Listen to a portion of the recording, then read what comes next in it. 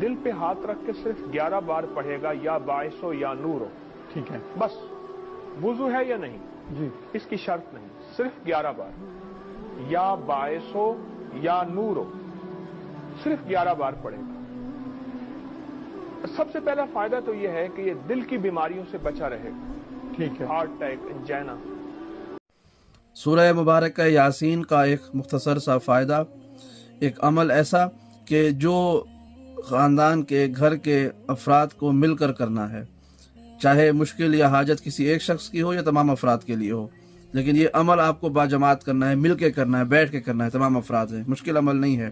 وہ کیا عمل ہے؟ سورہ یاسین کو کھول کے بیٹھ جائیں اور ایک شخص اس کو اونچی آواز میں پڑھے.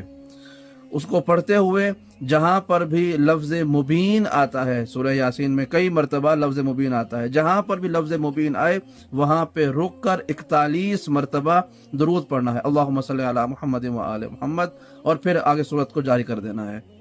درود سب نے پڑھنا ہے، سورہ یاسین ایک شخص نے پڑھنی ہے. پھر اس کے بعد جب سورہ یاسین ختم ہو جائے اس کے بعد سب مل کر دعا کریں درود پاک کے صدقے میں اور یاسین کے صدقے میں. خدا آپ کی حاجتوں کو قبول فرمائے گا.